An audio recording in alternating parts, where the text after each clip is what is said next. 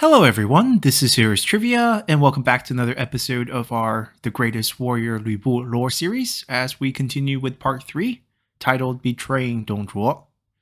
Now last time we ended our episode in Chang'an, where Lu Bu essentially became a personal bodyguard to Dong Zhuo. But due to Dong Zhuo's short temper and Lu Bu's affair with a servant girl in Dong Zhuo's quarters, the relationship between the two was rapidly deteriorating. As the subordinate in the relationship, Lu Bu felt the need to vent out his frustration, especially after the incident where Dong Zhuo threw the short zi at him. So in early 192, Lu Bu approached Wang Yun, who was serving as the Grand Excellency at this time. Now, we could probably do a whole Let's Talk lore series on Wang Yun, and perhaps we will in the future. But for the purpose of this series, we just need to know that Wang Yun was someone at court who had pretended to support Dong Zhuo while he was plotting the whole time to overthrow Dong Zhuo in an effort to save the Han. And because he was one of the few officials that showed a willingness to work with Dong Zhuo in the early days, Dong Zhuo promoted him to Grand Excellency and handed much of the running of the imperial court over to him, as in the 2 years since the retreat to Chang'an, Dong Zhuo had spent much of the time holed up in his fortress in the Mei County, as he rarely attended court. And in these 2 years, Wang Yun had been busy promoting officials that were against Dong Zhuo into positions of power. In particular, Yang Zan and Shi Sunrui, who ended up accompanying Wang Yun to a prayer ceremony in early 192, away from the prying eyes of Dong Zhuo's men in the capital. Together, they decided that the best course of action was to assassinate Dong Zhuo as soon as possible, before Dong Zhuo could further corrupt the court. So much to their surprise, when Lu Bu came to them to vent about his frustrations with Dong Zhuo, they quickly asked him to join their cause. At first, Lu Bu was hesitant to join, as he felt that it would be wrong for him to betray his adopted father Dong Zhuo. But Wang Yun quickly reminded Lu Bu that his surname is Lu and Dong Zhuo's surname is Dong. Their relationship is not real, especially considering the fact that Dong Zhuo is now the tyrant of the Han and the enemy of the state. So why treat him as a father when he does not treat you like a son? And with that, Lu Bu was on board. But the opportunity to slay Dong Zhuo would not present itself until April of 192, when a feast celebrating Emperor Liu Xie's recovery from a severe illness at court finally managed to convince Dong Zhuo to leave his fortress in the Mei County. With Lu Bu as the executioner, Wang Yun simply waited in the imperial court with fellow scholar Cai Yong, as Lu Bu, along with Li Su, who also hails from the same hometown as Lu Bu, ambushed Dong Zhuo outside the imperial palace, as Dong Zhuo died helplessly alone, betrayed by Lu Bu, whom he had trusted until his death. Then, with Dong Zhuo dead, Wang Yun assumed full control of the imperial court, and Lu Bu was also showered with rewards for being the one to slay Dong Zhuo, as he would end up be given the general title of Fenwu Jiangjun, and was also named the Duke of Wen or Wenhou. But unfortunately, in the 2 months after Dong Zhuo's death, Wang Yun would end up drunk with power, as he would blunder multiple decisions in regard to dealing with Dong Zhuo's former officers and supporters, while Lu Bu would largely be marginalized at court, as Wang Yun ended up seeing him only as the sword that was needed when Dong Zhuo was alive. And without going into too much detail of Wang Yun's mishaps during this period, as that would probably fill up 2 separate episodes worth of time, the end result was that by June of 192, the former Liang province troops under the leadership of Li Jue, Guo Si, and Jia Xu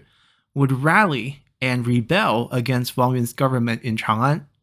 Now, please do not misunderstand this as a rebellion to avenge Dong Zhuo's death,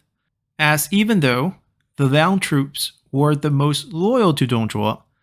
they did not care much for his death, as immediately following Dong Zhuo's assassinations, these very same troops decided to distance themselves from Dongzhuo as they all voluntarily disbanded and returned to their home in the Liang province without causing any trouble. And in the beginning, Wang Yun did promise to forgive all those who had served Dongzhuo, as they had no choice. And Lu Bu even requested to have Dongzhuo's personal treasury seized and distributed to these former troops to buy their loyalty to the new government. However, as Wang Yun became drunk with power and the praises he received from saving the Han from the tyranny of Dongzhuo, he would end up changing his mind a few times as he started to debate how to punish the former Liang province troops of Dongzhuo, as they had been the ones who served him out of loyalty and not fear. And of course, with Wang Yun going down this path, Lu Bu's suggestion of using Dongzhuo's wealth to pacify these former troops was also scratched. And as Wang Yun pondered what to do with the former Liang troops, rumors of their fates started to reach the Liang province itself. And you know how rumors are. As they spread, the details become farther and farther away from the truth, as by the time it reached the Liang province, it had morphed from just considering to punish and disband all former troops of the Liang province who had served under Dongzhuo, to Wang Yun wanting to kill everyone in the Liang province. And overnight, the Liang province rearmed itself, as former commanders of Dongzhuo's army quickly had to decide their own fate. And under the vice and leadership of Jia Xu, who became the brains of this operation, Guo Si, Li Jue, Fan Chou, Li Meng, Zhang Ji, and many of Dongzhuo's former officers ended up rallying their former troops as they decided to attack Chang'an in order to save themselves. And as Jia Xu put it, if they manage to take the city, then they win the world. And if they fail, they can at least loot the wealth of the surrounding region and use that wealth to retreat farther west to seek a new future for themselves. Either way, it was better than waiting at home to find out their fate from Wang Yun. And as this force mobilized towards Chang'an, Wang Yun did try to put up some resistance, as Xu Rong and Hu Zhen, who were two former Dongzhuo generals, were sent to stop this rebellion. However, Xu Rong was not able to continue his heroics from his time serving under Dongzhuo, as without the powerful Liang forces under his command, he would end up killed in this battle. And since Hu Zhen was from the Liang province himself in the first place, he soon surrendered the government forces over to the rebels, as the rebel forces ended up ballooning to roughly 100,000 strong by the time they would arrive at the doorsteps of Chang'an. At this point, Lu Bu did put up a valiant defense of the city, as Chang'an held for 8 days before troops from inside the city betrayed Lu Bu and opened the gates to the forces outside. And even then, the city did not surrender, as the fighting erupted in the streets. And amidst this chaos, Lu Bu would lead a small force of a few hundred that were loyal to him, which probably included the likes of Zhang Liao and Gao Shun, as they were now fighting to escape the city, as it was abundantly clear that it was just a matter of time before the massive rebel force would take the city.